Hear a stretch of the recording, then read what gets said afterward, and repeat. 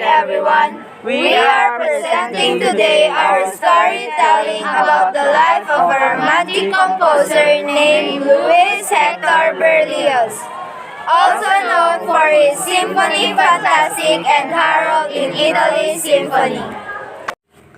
Hector Berlioz was born in December 1803 to a Catholic mother and an agnostic father.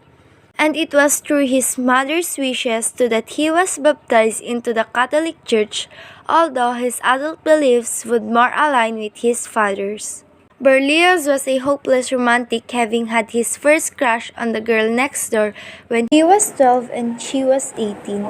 The music that he wrote for her marked the beginning of his musical career. Unlike the great many other composers, he never really had a particular music trainee, and his childhood up until that point and his eventual musical trainee came on the flute and the guitar, and he learned all of these compositional techniques through the study of textbooks. He never learned how to play the piano, and this means that a lot of his harmony procedures used in his mature music are very idiotic to the guitar, but don't really make so much sense on the piano. This helps give his music a unique flavor, much of what we know of Berlioz's personal life. He left the medical school much slower. It took him about 3 years to eventually change and study music full-time. Of course, he wasn't necessarily the greatest of students given his flighty temperament and his less musical than most background. On one occasion, the director of the conservatoire, Luigi Cherubini, wanted him kicked out of the library. But Berlioz was committed to the idea of writing and music. It was gonna be his calling card, these massive orchestras and these massive productions with as many instrumentalists and as many singers as he could possibly get in his eventual treatise on instrumentation. Berlioz would pay the size of his ideal orchestra at nearly 1,000 musicians. Berlioz would come to butt heads Cherubini on a personal level later on, but he always said his music enhanced them. Berlioz also had the absolute vision with winning the prestigious Prix de Rome, which he did after 4 attempts, and this gave him a much-needed half-decade-long stipend. Like I said, Berlioz was a hopeless romantic while he went to see a production of Shakespeare's Hamlet, and playing Ophelia was the Irish-born actress Harriet Smithson. And Berlioz fell in love hard and fast, which really wouldn't have been that much of a problem except he was super creepy about it. He constantly bombarded her with letters and showered her with praise, at one point even moving apartment just so he could occasionally catch a glimpse of her going in and going out of her apartment building, and once in a blue moon, if her window was opened at night, watch fall asleep. Let's just say that she really didn't care for the attention. Even his love for her led to his breakout composition, the Symphony Fantastic, or episodes in the life of an artist. This was an outstanding achievement, not just for its scope in 5 distinctly programmatic movements, but also for its orchestration techniques.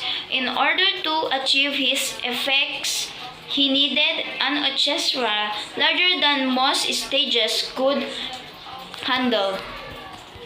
In fact, he actually had to move the date and time of the premiere when he realized that the stage was not big enough to handle the orchestral size that he required. The plot of Symphony Fantastic revolves around the artist, an idealized version of Berlioz himself, and his obsession with a recurring melody known as the edifice, which is a representation of his idealization of the beloved.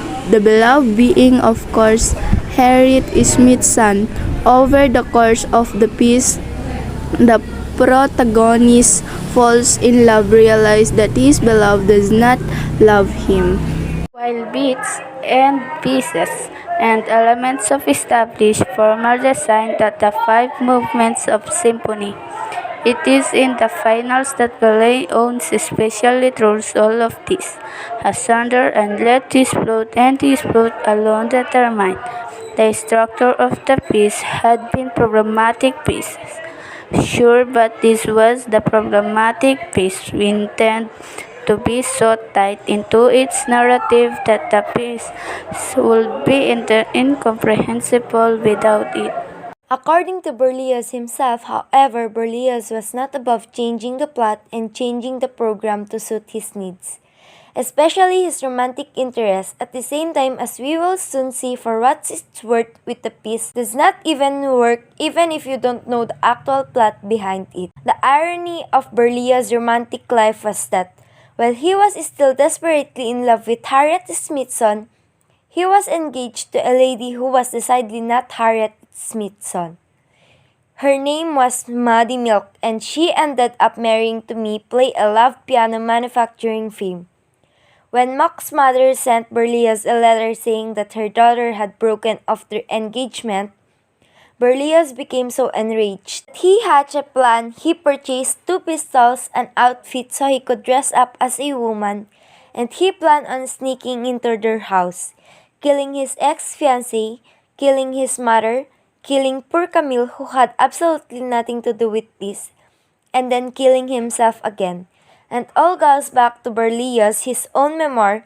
This of course never happened, which was a great thing for involved. But let's just remember that this was his secondary romantic interest. He wasn't even as in love with this lady as was possible for him to be in love in any event became he had won 1830 Prix de Rome. He was required to spend at least 2 years in Rome, which he didn't care for. He seemed to like Italy in general, but he didn't like Rome, and the longer he stayed there, the more it seemed to grate on his nerves. He fulfilled the requirements of his 2-year residency, but he escaped to the countryside as often as possible. And he moved back to Paris as soon as that was possible as well. While in Rome, he met the young Felix Mendelssohn, who was traveling around Europe in order to finish up his education, and the two became friends. Despite writing completely different music and not sharing anything in terms on temperament or in religiously, they did, however, bond over their shared dislike of rum and musical culture, which they both found very lacking. Mendelssohn gave him a baton as a token of his affection, and is quoted as saying that Berlioz was more sensible than his music. The Symphonie Fantastique had taken off on a life of its own when his friend Franz Liszt, who was finished, pretty much everybody transcribed it for solo piano. And it was through his version that critics such as Robert Schumann knew of peace and hailed it as a masterpiece. Yet, Berlioz was unafraid of adapting or tweaking his own program in order to suit his needs. This time, because he wanted to write a sequel, this came the form of the orchestral song cycle or choral symphony entitled Leila, or Return to the Life, as Berlioz altered the plot of Symphonie Fantastique to make the pipe dream an actual real occurrence within the narrative, so that the journey to hell was not just a bad dream, but rather something that actually happened in order so that the plot of Leila could bring the artist back to life. This finally grabbed the attention of Harriet Smithson. When she realized that the piece was about her, the composer and actress finally met, and by the next year, 1833, were married. This was a horrible idea. As it turns out, infatuation and does not a relationship. And they were completely opposite people. They could not have been worse for each other. What's worse is that they couldn't even communicate. She did not speak French, and he really didn't speak English. Berlioz's next big piece was Harold in Italy, a symphony and concerto with a prominent solo viola part. This was commissioned by the virtuoso violinist Niccolo Paganini, who wanted something flashy to show off his viola chops on his Stradivarius viola. The problem is that Paganini commissioned a composer who wanted to break the rules. As you might have noticed, nearly all of Berlioz' works break the few rules and customs not already torn asunder by Beethoven. Berlioz, his best works exist at the influence and the combination of several forms, and Harold in Italy is not exception. It's not really a symphony, but it's also not a concerto. It's a combination of the two. Paganini took issue with this because the viola part wasn't as tech challenging as he was looking for something really flashy and concerto-like, as he was also looking for something where he played more than he actually did in the piece. That's not what Harold in Italy is about. As a result, he did not play in the premiere. Yet after his premiere, the legend Paganini realized his mistake. He bowed down before Berlioz and bequeathed him.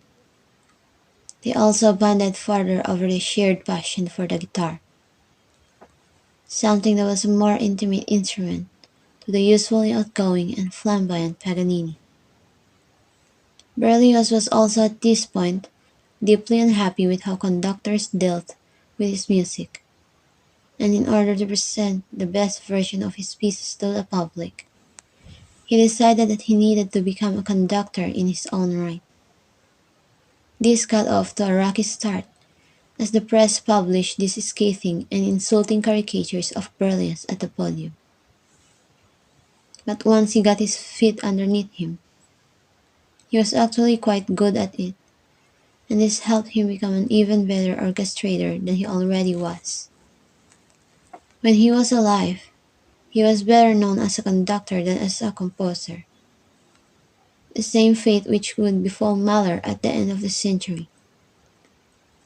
His tours of Russia proved especially fruitful as he was friends with Mikhail Glinka, the grandfather of Russian music. The money there was especially lucrative because Russia had little to nothing in the way of a unique musical identity. He was, however, due to several political factors, unable to ever hold down a full-time position as a conductor. He was only ever a guest conductor anywhere he went. He also got a gig as a music critic, and although this kept the cash flow up, and despite his witty way with words, he never enjoyed it. Paris seemed to have enough of him, and so he spent a large majority of his time conducting his own works throughout Europe. This did not leave him much time to actually work on his own compositional project. Not only was he considered an eccentric and his genre-busting pieces an acquired taste at best, but they require so much performances that actual performances, not to mention good performances, were very few and far between. Take, for instance, his Requiem, which he considered his magnum opus. This requires 8 bassoons, 4 tubas, a relative newcomer, and 6 timpani, which makes a little more sense given the actual limitations of the instrument at the time. There's also 4 antipenal brass choirs situated in various points around the audience, which means even more of tubas. The 4th tube, as I mentioned earlier, was just the orchestral horses.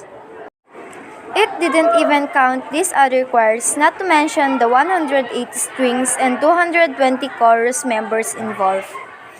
As if this wasn't enough, he actually instructs that these are to be proportional forces, and that if there were space, you could actually augment these forces so long as the proportions stayed the same. This piece is almost impossible to mount nowadays. You just need too many performers. Most orchestras would go broke in any event.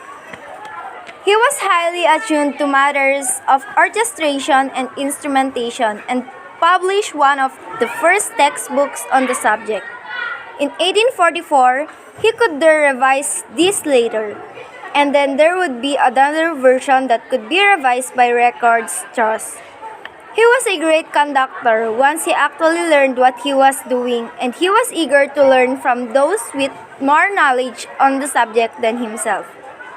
All of his works are from largest orchestras, not a single solo or chamber piece survives. One of the reasons that he wanted to conduct his own music is telling us to know he actually envisioned his music.